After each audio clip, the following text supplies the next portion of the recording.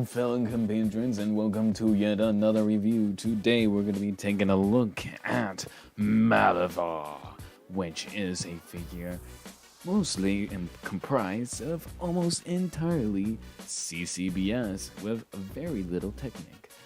Which means if you have the parts at home, you can build it yourself with ease. Anyways, this figure includes a brand new function like never before seen, so if you want to go get a closer look at that, be sure to stay tuned. Anyways, this character is a shapeshifter, meaning he can turn into anything as he drains the life out of his opponents into his own body, and he is also a titan, but sometimes he turns into various forms. From giant snakes and sometimes he can turn into a cloud of smoke, putting his opponents in disarray of their visual sensory as he then takes them down one by one and records their last words before they perish. And sometimes, when in the thrill of a kill, he would play the recordings of one of his last victims before they died to put dis-ease into his victim before killing them nonetheless. Anyway, that was a little creepy, but yet again, that's the character as a whole. Without further ado, let's get on to the review, shall we?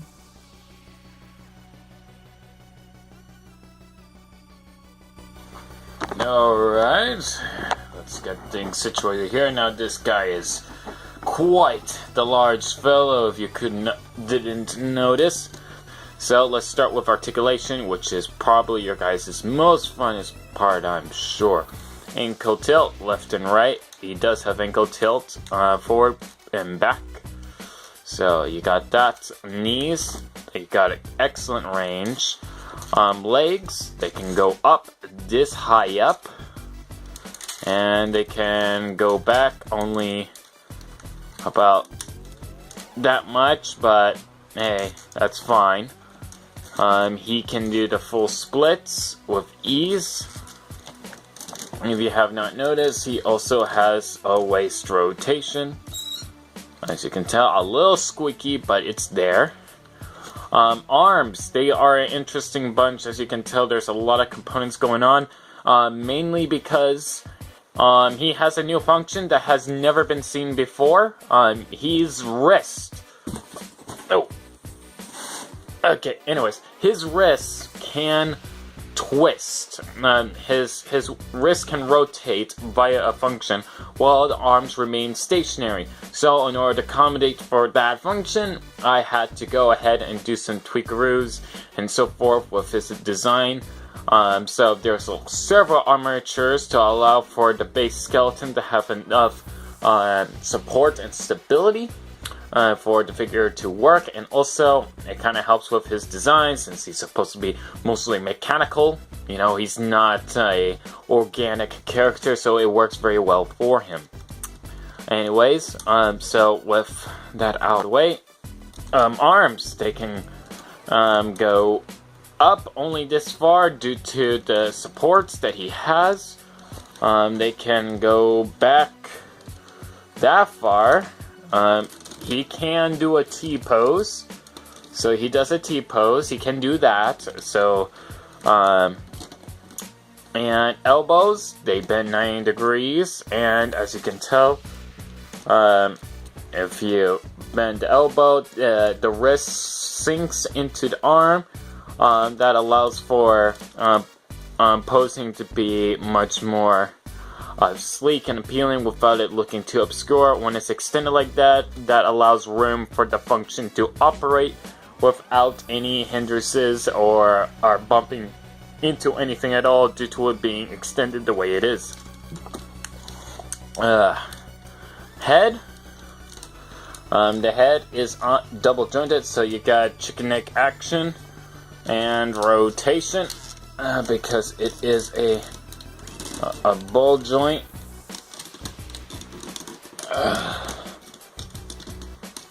There we go. Anyways, let's get into this head here. As you can see, he has a green face and colored eyes. So the eyes are a different color. They're orange. He has orange eyes. So there's some contrast in there with his design. And of course, his weapons, before we get into the arm twisting mechanism. You know what, might as well get into the arm twisting mechanism right now. So in order to do that, it's very simple. Extend out one arm, out like this. Let's twist his wrist this way. There we go. And extend his arm out. So, and it doesn't matter what pose you have the arms in, as long as they're not fully bent. If they're fully bent, then you can't do hardly anything with it. But you're seeing this. His wrist is rotating. And now it can be in all array of poses. You can have him have the elbow bent a little bit more. If you want to do that, I mean, you do have the option. And sorry if things are a little out of whack here. It's just that things can get a little tedious to work with, especially with the size of the figure and trying to keep him in frame. As I'm trying to demonstrate, it is kind of difficult with. Now we will interrupt this review with a video demonstration.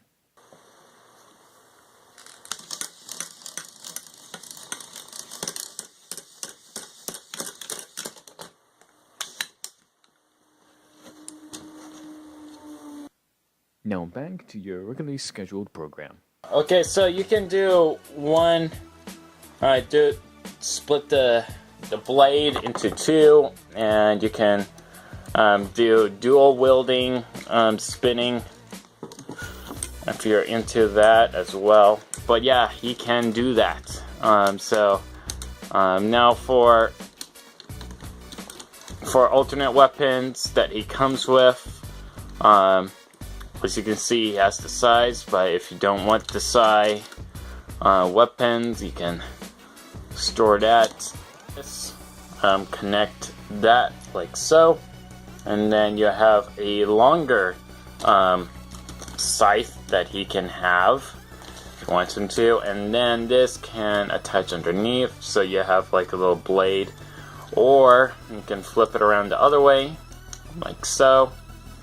Grab this, disconnect that, and attach it over here, and now he has a saw blade. So he has a saw blade weapon that he can use if you want him to. So that is an option there. Let's put this back. If you don't want him to have a saw blade, then all thing you have to do really is detach this, detach that, and that. So you got a staff over here, and then you can have a Persian styled blade over here, so that you can do some stabbing and slicing if you want to, or you can imagine them as giant scissors if you want to imagine them as giant scissors instead of one giant blade of murder death. So you got that going on for you. And of course, let me just rotate this. This is getting on my nerves. I hate leaning like this. And if you don't want it to be like that, then you can just flip this around like so. Attach this, and then you have another weapon, which is all of his silver bits all combining together into one super weapon, which looks ridiculous, but I kind of like it because of how ridiculous it is. But yeah, those are the options you can do if you want him to have that sort of thing. Where's that axe? There we go. And connect this back in the back. and there we go. So yeah, he has that function. He can twist his wrists while his arms stay the same. And let's get him in frame here. Now, I don't think I showed the back side all too much, but here's what the back looks like. For all those who are curious, because the rotation only showed from the knees up, so you don't really get to admire these legs. So there you have that. Now let's go do some size comparisons, because you probably want some size comparisons. We're going to start with G2 this time around. So here he is with Master Kopaka. Got a size comparison there for your G2 sets. Here he is with Tahu, Master of the Tahu, Toamata Tahu. I almost said Master Tahu. What? Yeah. And if you made one of my Borak Va, if you haven't seen one of my Borak Va, then just click that little doodad up over there so you can see it. You're going to like it. Alright, and of course, here he is with a Titan set as well. Darth Vader, the big one with the removable helmet. So, they're almost the same size, except this guy definitely has more pieces than him. He definitely does. So don't think he has less. He definitely has more pieces than him. Well, just throw that out there. And yeah, that's about it for Mallevar.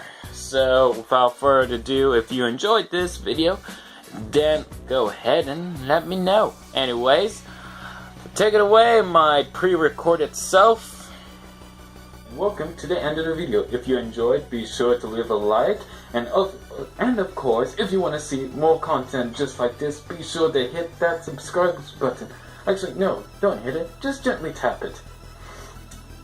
And also, if you want to follow me in any sorts of social media, you can follow me in any of the links in the description down below. I have Facebook, Instagram, Tumblr, Patreon, Printerest, and also the TTV message boards. And hey, check me out on Discord. The link to that is also in the description down below. Anyways, I hope you all enjoyed, and like always, I will see you in the next one. Bye guys!